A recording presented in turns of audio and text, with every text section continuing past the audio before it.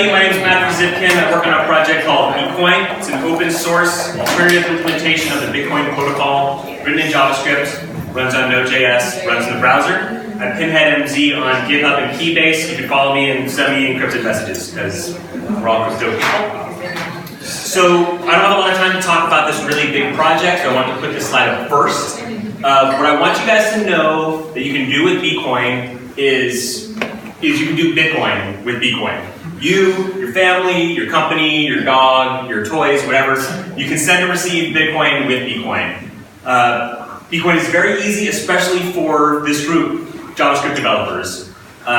You can read through the source code. It's really well written. It's beautifully written. It's very easy to read. It's flexible. There's a lot of different ways to use Bitcoin with Bcoin. There's lots of different resource requirements, configurations, different ways you can use the library for your own projects, using little bits of the library.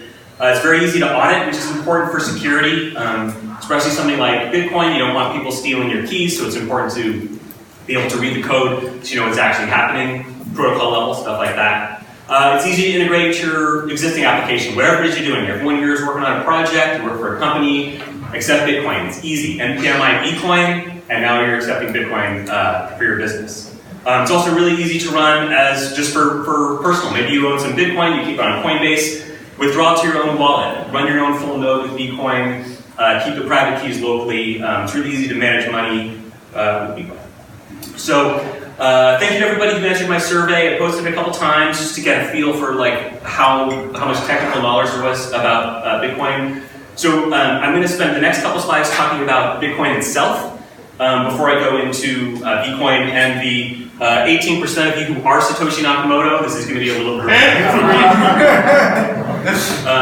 so Bitcoin explained in 6 slides. The most minimal way you can do Bitcoin is with these 2 objects, the database and the network. If you have a database and a network, you can do Bitcoin. And the protocol is there, which I'll explain a little bit later, but at the most basic, elemental, minimal level, what you need is a database and a network. There are lots of other computers on the internet with a database and a network, and all the nodes are talking to each other. And the goal of what you want Bitcoin to do for you on your computer is to create a database that matches the database that everybody else has. The idea is that we all have the same database, we all have the same ledger, the same transaction history, same account history. That's how we can have decentralized money. Yeah, well, we're lab trust, because we're going to verify everything in a few more slides. Of course, there's bad actors out there. People are going to want to send you messages that are invalid. They're going to try to steal your money. They're going to try to send you coins that don't exist. So that's where that protocol comes in. We need to verify all the protocol rules. So all the money rules, like inflation is very articulately described, and you can't spend money to 2 people at the same time, that kind of thing. We need to mitigate denial of service attacks by banning misbehaving peers, and seek out the longest chain, which I'm going to wave my hand at that for a little bit, but for now it's just like the most secure. The longest chain is how you know that your database matches everyone else's database, which, like I said, is the point. We're talking about the database, right? Does everybody know what the Bitcoin database is called? Shout out. That's right. It's called the unspent transaction output set. Sorry, trick question. So the blockchain I'll get to in a second, but the important thing, the database, is the UTXO set. So the UTXO set is a list of spendable, real, authentic coins. These are the only coins that exist. If someone tries to give you a coin that's not on this list, you know they're lying to you. And what happens when a Bitcoin transaction goes to a node is every Bitcoin transaction selects a coin, unlocks it, destroys it, and creates 1 or more coins. So again, each coin has a value and a lock. And each transaction destroys a coin by unlocking it and creates new coins. So there's no account balances. There are some cryptocurrencies that have the concept of accounts, but this isn't PayPal or Venmo. It's a list of coins, and transactions destroy coins and create new coins. So the little comic strip I have here, we have UTXO set with 3 coins with values and locks. In comes a transaction that unlocks the first coin, destroying it, creating 2 new coins, and now the UTXO set looks like this with these 4 coins. So you can imagine that I own that first coin, I have the key to it, I unlock it, and maybe I'm sending 0.1 Bitcoins to Starbucks to buy a really big latte, and the 0.9 Bitcoin goes back to myself. I'm gonna wave my hand again at that, but transactions destroy coins, create more coins. Okay. So the blockchain is the data set. The UTXO set, that list of coins, is derived from the blockchain. The blockchain is the list of every transaction that's ever happened on the network. Transactions are stored in blocks. I'm going to kind of fast forward through this a little bit, but what I wanted to express from this slide is that you do not need to store every single block ever. The UTXO set is really the important thing. So there are ways to do Bitcoin, where you don't actually need the entire blockchain. And you can even do a really lightweight model. For example, if you have a Bitcoin out on your phone that uses something called simplified payment verification, waving my hand, but you can verify your transactions with even less data. So basically in that mode, you only verify the transactions that matter to you, not every single transaction on the network. You can imagine what the security, privacy trade-offs are there. Okay, so now we've got a database and a network, and they're tied together with a protocol. Now we can start adding some cool stuff. So this is where we add an API. We can add in a wallet, which is what we call basically a key ring. You know, we store your private keys, combine private keys. That's how you can make those transactions where you destroy and create other coins. Other tools like graphical user interfaces, merchant applications, all that kind of stuff. So this is Bitcoin up here, and this is all the fun stuff that we can do once we have that set up. Okay, so let's talk about Bcoin, the Node.js implementation of Bitcoin. These are the two guys that are mainly responsible for the origin of the project. Does anybody recognize Fedora Dummy? Okay, I've never met him. If anyone here has met him, but he's a core developer for Node.js, which is why I'm getting here. I'm sure. So you ask him about Bcoin next time he comes around. Fedora started the Bcoin project in 2014. It was a very simple, lightweight, browser-compatible Bitcoin application. Very minimal, and then in 2015 it was picked up by this guy we call JJ. Does anybody know him? Okay. Probably a lot of you have used his packages. He's a prolific writer, and he took the project to where it is now, and we have a bigger team kind of developing on it now, with open source contributors and like that. But JJ is a very special person. He is great at re-implementing stuff that already exists and does it prolifically. And that's important for this reason. So in Node.js, we have dependencies problem. Okay, you try to install one dependency, you end up with 1 million, and we have audits and stuff like that, but these dependencies can be hacked. One tiny dependency you didn't even realize you depended on.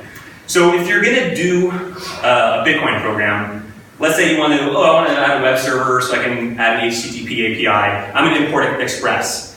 Well, when you import Express, you get these dependencies, and these, and these, and these, and these, and this is just up to like E. So this is completely unacceptable for a security application. So JJ, being the prolific writer that he is, rewrote Express.js in a much smaller security hardened package called bweb. These are the dependencies for bweb. All right. And he wrote these three too. Actually, one of them is deduped.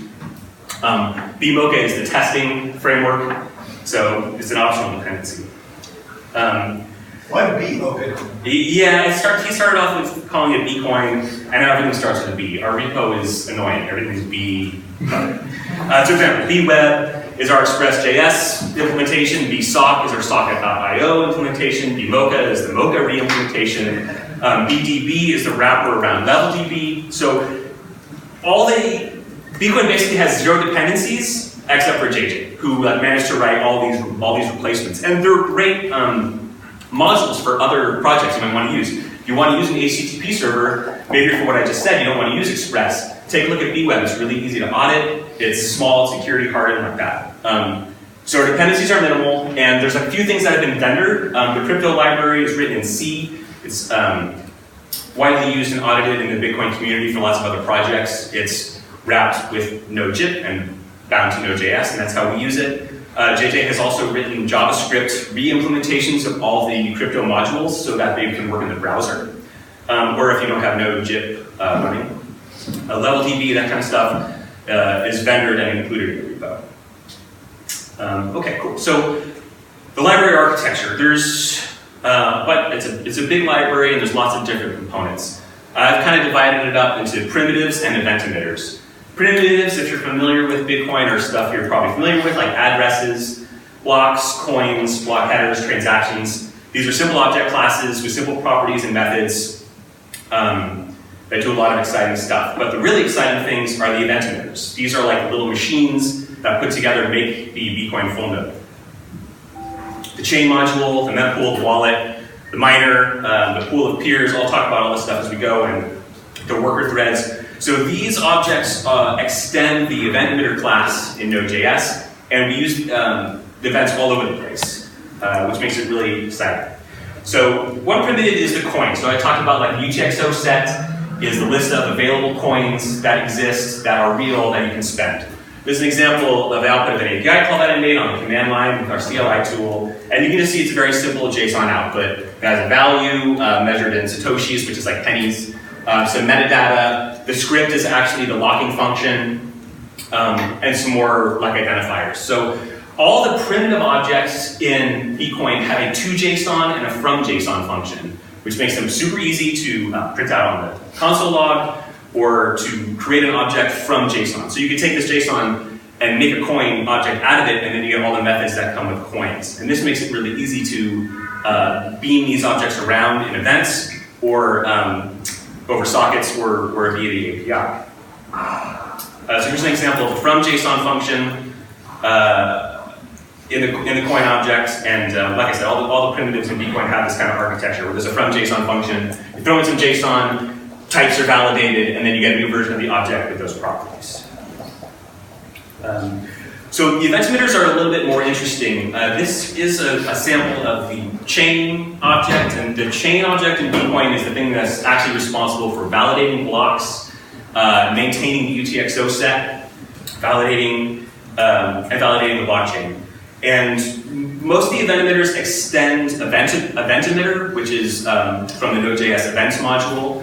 This one I'm showing actually a little bit more of a bonus. It extends async emitter, which is something that JJ made in a module called bEvent. And so this allows things like async event emitters.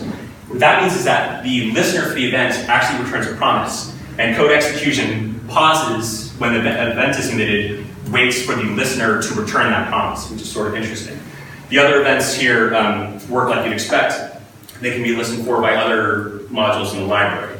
So this particular function, set best chain, this is called when a valid block, everything's been checked, it's all good, we're ready to add it to the chain, everything's been verified, we save it to the database, and we emit the events. And the listeners around the library will pick up those events like the wallet, other API features, stuff like that. We'll catch the block events. So the full node, when you're running Bcoin as a node to do Bitcoin stuff and send and receive transactions, the full node object is a combination of all these little event emitters. And the full node object itself actually doesn't do much except redirect these events between the little machines. So here's a little sample of the code from the full node object, and you can see it's just like listening for transaction events from the mempool and relaying them to the miner. Or it's listening to block events from the chain and relaying them to the mempool and to other objects. So this is an awesome diagram I made completely with emojis that illustrates the explosion of events that are happening throughout Bcoin. So it's kind of right to left, but the network is out here. These are your peers. Hopefully they're not adversarial. They're sending messages to our peer objects, which emit packet events, which get picked up by the pool, which is unfortunately named, but the pool is kind of like the peer manager. This handsome guy takes those packets and converts them into Bitcoin objects and emits these events, block and transaction. Block events go to the chain to be validated and added to the blockchain. Transaction events go to something called the mempool. The mempool is a waiting room for transactions that have not been added to a block yet. Again, I'd love to explain more about this later, but transaction events are emitted, they go into the mempool. If you're mining blocks with Bcoin, which is something you can do, the miner will listen for those transactions. When the miner comes up with a block, it sends it back to the chain. I'm missing some arrows because all that stuff also obviously goes back out to the network. Transaction events are listened to by the wallet, of course, so that you know when you've received a Bitcoin transaction. And all these events are picked up by the WebSocket server, and you can listen to those events via WebSockets on your client. The wallet actually can be run on a completely different server and connected to the full node by WebSockets, which is an interesting security point. Hella data. So the UTXO set, like I mentioned, when I made this slide, which was maybe a week ago, I updated it. I checked my own full node, and there are 58 million entries in the UTXO set. So there are 58 million valid, spendable coins that can be destroyed with a transaction. That database alone takes up 3.8 gigabytes. We store that in LevelDB, which is written by Google, I think, and is bound to Node.js. And LevelDB is an interesting database because it's just key value store, right? So there's no SQL, there's no left join or like queries or anything like that. It's really fast, it's just key value. And the UTXO set is really, like I said, the only important thing you need to save. If you want to have an archival node, you want to store every transaction that's ever happened, then you're storing the blockchain. Again, when I made this slide, 432 million transactions in the history of Bitcoin, it's about 10 years. That takes up 260 gigabytes on my disk. Seems like a lot of data. I bought a 1 terabyte drive for 150 bucks on Amazon, so like maybe it's really not that much data anymore. And for the blockchain, we actually used to store blocks in LevelDB, but an individual block can be 1 to 4 megabytes, and it turns out LevelDB is not super great at big chunks of data like that. So we just recently switched to a flat file storage system, which I'll illustrate in a second, but it was a huge optimization. Other things you can store, there's optional indexes. Our indexer is actually modular, you can customize it, it's very cool. So if you want to do things like be able to search transactions by their transaction ID or by address, these are kind of bonus features you can turn on or off. I have them all turned on my drive. Again, it's another 100 gigabytes of data. So I can type in any address that's ever happened ever in Bitcoin, and it'll give you all the transactions that happen for that address. The wallet, the size depends on how much business you're doing. It's also stored in LevelDB.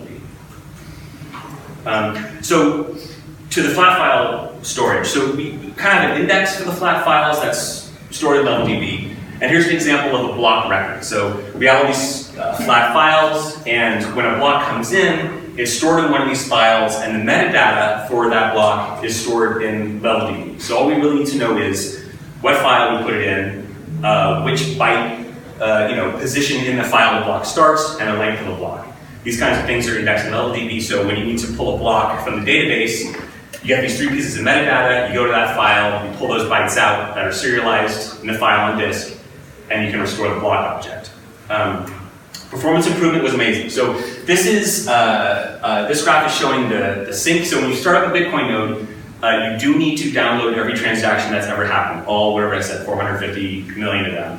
And that's so that you get that complete list of coins, so that you know every coin that's real, so you can't get ripped off. It doesn't take that long, actually. When we were doing everything in LevelDB, it took about 36 hours to sync the full node. Now that everything is stored in flat files, it's down to like 22 hours. And you can see like the writing to disk is much more accurate. It's more vertical than horizontal. So it happens a lot quicker, which is a great improvement for us. All right, so some more cool features about Bcoin.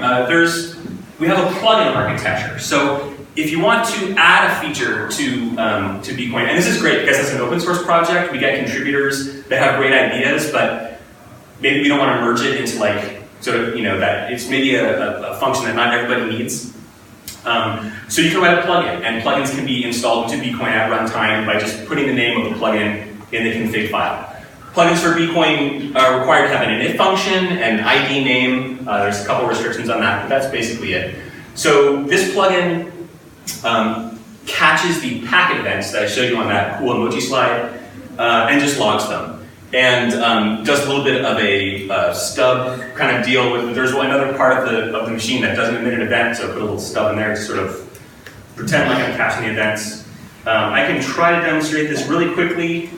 The output, so what I'm doing here is I'm running a Bcoin full node, I've turned off the logging, and I'm running it with my plugin that I just showed you on the last screen. So every time a packet comes in or out of my Bcoin node, it's just going to get logged. And so this is not a main function of Bcoin, this is a plugin that I wrote, and it's easy just to run it like that. I was working on the networking part of Bcoin, and so I thought this was actually really helpful. And then I learned that Wireshark actually has really good parsing for Bitcoin language. So this was cool at the time, but Wireshark worked a lot better. All right, now I gotta get my maximize window back. Okay, there we go. So that's plugins, they're great. A word about the wallet. So the wallet in Bcoin is actually a plugin. It's not married into the code. Other Bitcoin implementations, the wallet is like meshed in with everything, and it's a little messy. In Bcoin, the wallet is a completely separate object. It can be run on a different server, and it can connect to the full node via WebSockets, which are secured. But it works like a plugin, like that packet sniffer I just showed you. The Bcoin wallet is based on BIP32. So this is a very common practice. Bitcoin wallets, it was innovated a few years ago.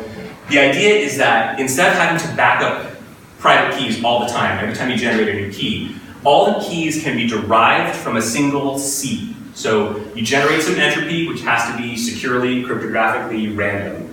And then from that seed, you can generate basically an infinite number of addresses, or it's like, 2 to the 256 power, and then that again, the 256 power, etc.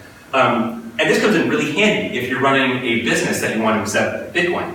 That's all you have to back up, is 128 bits, and I'll show you how to do that in a second. And then from there, you can cryptographically derive accounts, let's say one account for each of your users. And then once you have an account, you can cryptographically derive an endless chain of addresses. And this is all stored in the Bcoin wallet database. So you can assign an account to each of your users, and every time they send you Bitcoin, you can give them a fresh address, it'll never run out, and no matter who sends you Bitcoin, you can, well, let's see. Anytime you receive Bitcoin, you know who sent it to you, because I give an address to Alice, I give an address to Bob. Anytime I get money sent to this address, I know it came from Alice. Anytime I get money sent to this address, I know it came from Charlie, like that. And it's pretty amazing, and all you need to back up is that one little thing. Here's an example of just like what that one little thing looks like. This is incredibly insecure. I'm showing you all my private key. You can steal my money. Luckily, this is testnet, so it's not worth anything. But what I want to show you is this line here. So this is the JSON output of the master seed for a wallet. This phrase, pistol, air, cabbage, eye, conduct, party, powder, inject, generally spelled right, okay? This is a representation of 128 bits of cryptographic randomness.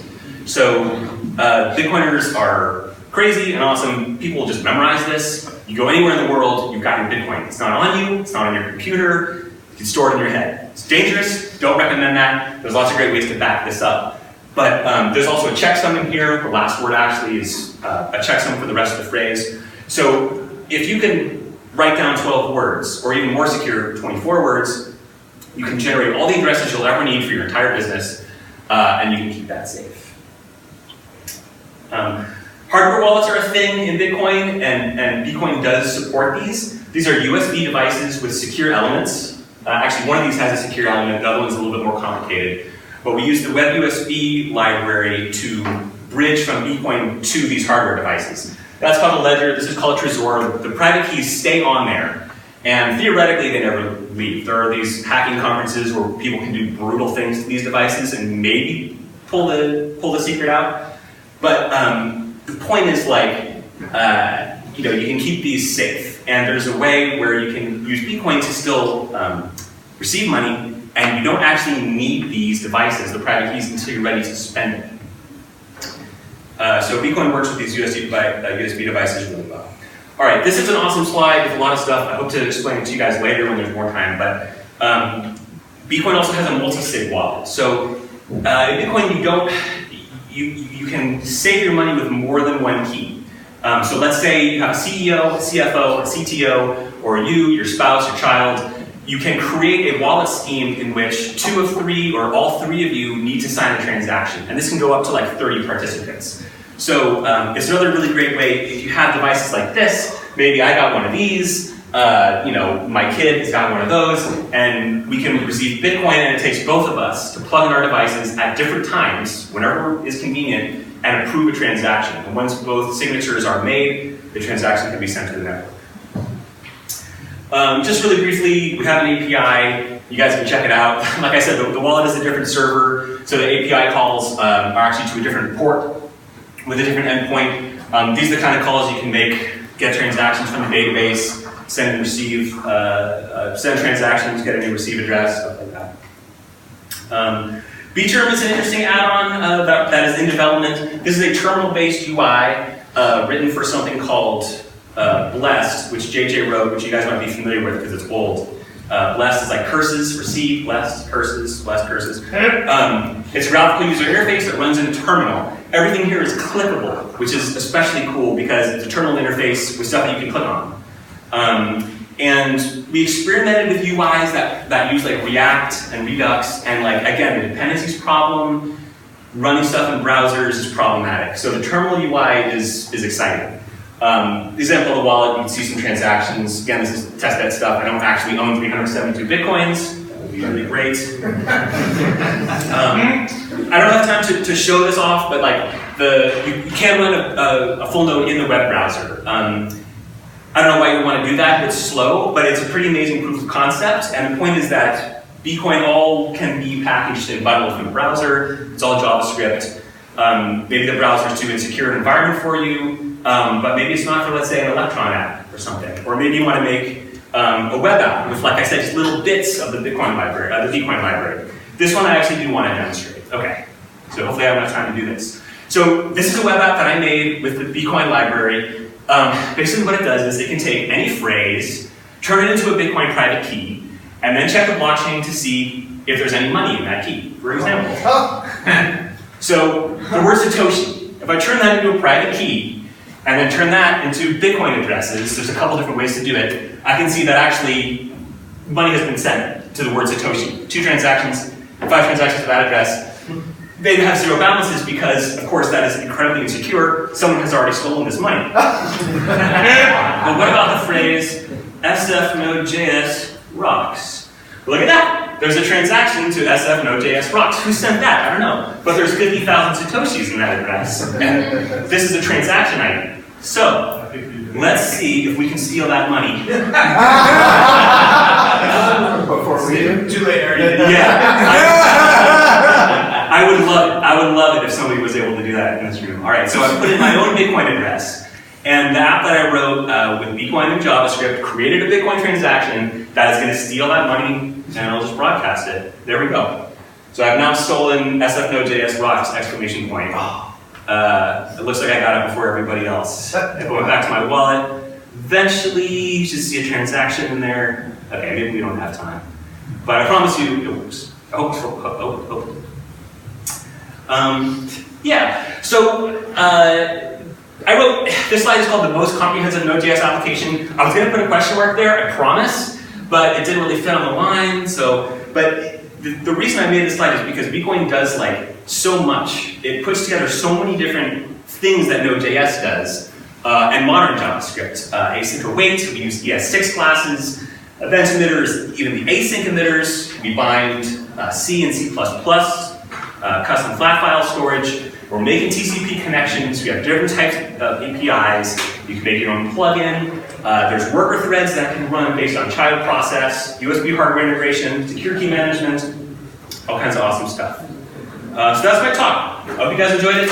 We're on GitHub, looking for contributors, users. Ask me questions afterwards, because I think we're out of time. Yeah. Thanks so much.